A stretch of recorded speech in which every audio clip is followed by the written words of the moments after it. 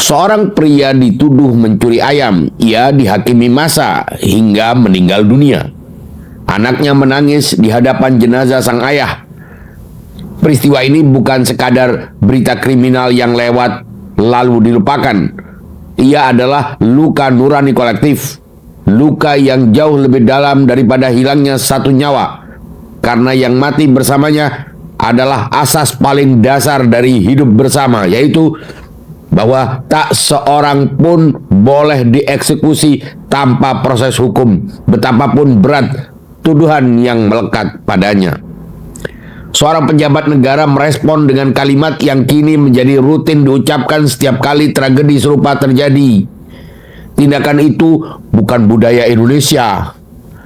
Kalimat ini perlu dibedah, bukan sekadar diterima sebagai bentuk keprihatinan resmi. Ia adalah manuver retorik yang menyelamatkan citra bangsa dengan cara memindahkan persoalan dari ranah struktural ke ranah identitas.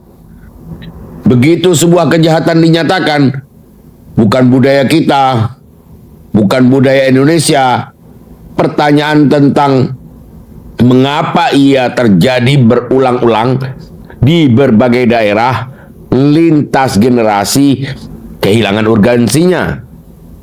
Penyangkalan identitas menggantikan analisis sebab akibat. Perlu ditegaskan, tak ada bangsa yang menjadikan pembunuhan terhadap orang yang belum terbukti bersalah sebagai bagian dari identitas kulturalnya.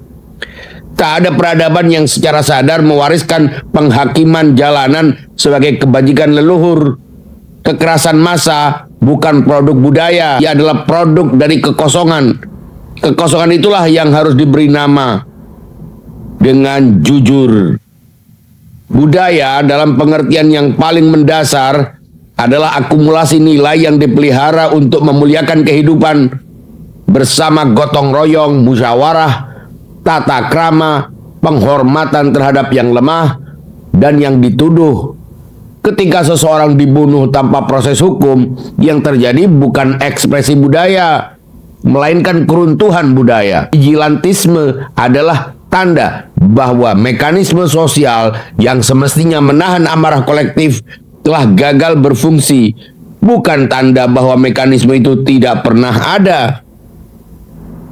Pernyataan bukan budaya Indonesia juga menyembunyikan sebuah asumsi berbahaya bahwa persoalan telah selesai begitu klaim identitas ditegaskan. Padahal yang dibutuhkan bukan penegasan normatif, melainkan pembongkaran struktural atas faktor-faktor yang membuat penghakiman massa terus terulang. 1. Ketidakpercayaan publik terhadap aparat penegak hukum yang dianggap lamban, dapat dibeli, atau tidak berpihak pada korban. 2. Rendahnya literasi hukum sehingga status terduga dan terbukti bersalah runtuh menjadi satu kategori di benak massa. 3. Kecepatan provokasi menyebar lewat rumor dan media sosial yang mengubah tuduhan menjadi vonis dalam hitungan menit. 4. Dehumanisasi terhadap orang yang baru berstatus tersangka. Proses di mana seseorang berhenti dilihat sebagai manusia yang berhak atas pembelaan dan mulai dilihat sebagai objek pantas dihukum. 5. Absennya kehadiran negara yang cepat dan tegas pada momen kritis, sehingga ruang kosong itu diisi oleh massa yang mengambil alih peran hakim, jaksa, dan algojo sekaligus.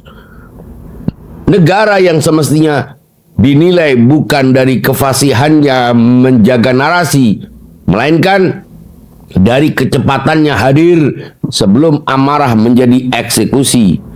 Selama hukum dianggap lamban dan tidak berpihak, selalu akan ada ruang bagi seseorang untuk merasa berhak menjatuhkan vonis mati atas nama keadilan yang didefinisikan sendiri.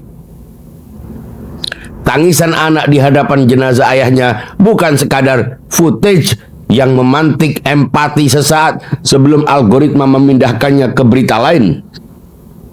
Tangisan itu adalah dokumen hidup tentang berapa besar kerugian yang ditinggalkan oleh setiap penghakiman massa, yaitu keluarga kehilangan pencari nafkah, anak kehilangan ayah, dan masyarakat kehilangan satu lapis lagi kepercayaannya bahwa hukum adalah pelindung, bukan fiksi administratif.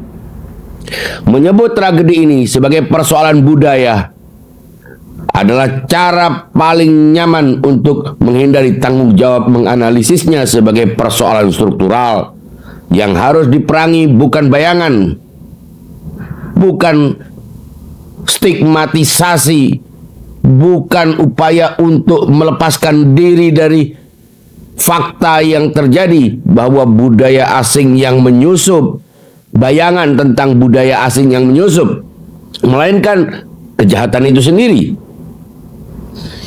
Impunitas yang membiarkannya berulang dan segala kondisi sosial hukum yang membuat sebagian orang percaya bahwa mereka boleh menjadi hakim atas nyawa orang lain.